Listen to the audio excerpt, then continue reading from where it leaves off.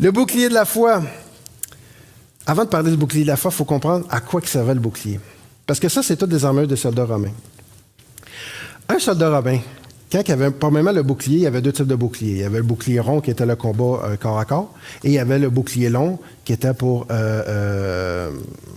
quand il tirait des flèches, on pouvait se protéger avec ça, il se cachait en arrière de ça. Mais ce qu'il utilisait le plus souvent, c'est que quand Rome utilisait, quand il faisait un état de siège, donc pas eux étaient en état de siège, mais eux créaient un état de siège, donc ils entouraient la ville au complet, évidemment il y a des murailles, et les gens qui avaient un bouclier, les gens qui sont dans la forteresse, évidemment ils lançaient tout ce qu'ils pouvaient, ils lançaient des flèches au début, surtout des flèches enflammées, et quand il n'y avait plus rien, ils lançaient tout ce qu'ils pouvaient trouver. D'où je ne me souviens pas c'est qui, mais il y en a un qui est mort parce qu'il y a une femme qui a lancé une meule sur la tête de... Ben c'est ça, il était rendu à lancer qu'est-ce qu'il pouvait trouver en dessous d'eux. Donc, et qu'est-ce qui est intéressant avec les Romains, c'est que il y a une formation qui existait qui était plus solide qu'un char d'assaut. Ben, qui était aussi solide qu'un char d'assaut. Donc, ils se ramassaient, c'était toute une gang, ils mettaient tous les boucliers, un peu comme Astérix.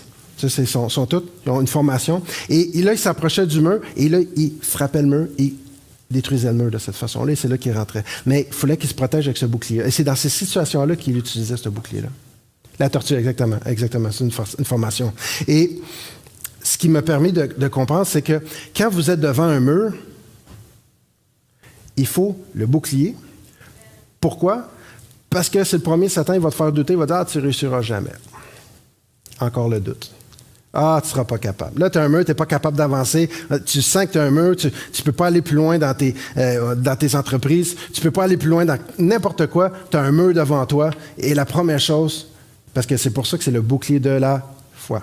La foi, c'est quoi? La conviction, confiance concernant les choses de Dieu. Et si Dieu dit que tu vas réussir, tu vas réussir.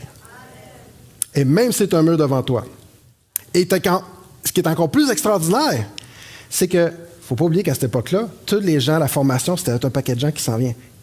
Et quand tu as un mur, c'est pas de t'isoler, c'est d'appeler tes frères en renfort avec toi pour être solide et percer ton mur. Amen?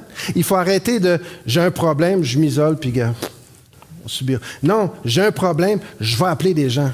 Je veux qu'ils m'aident. J'ai un problème, je vais appeler Dominique. Je veux qu'il vienne avec moi. Sa femme va venir avec moi. Ma femme est avec moi. Là, tout le monde. Là, on rentre dans le tas.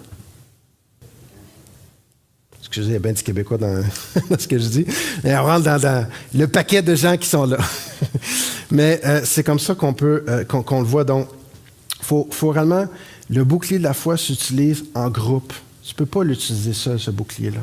C'est en groupe que ça se fait. C'est ensemble. Pourquoi tu penses que Paul prend beaucoup, beaucoup de temps à expliquer qu'il faut se supporter les uns les autres, de s'aimer les uns les autres, la communion fraternelle, aller à l'église, n'abordez pas vos assemblées, toutes ces choses-là, c'est la communion fraternelle, c'est utiliser ce bouclier de la foi ensemble.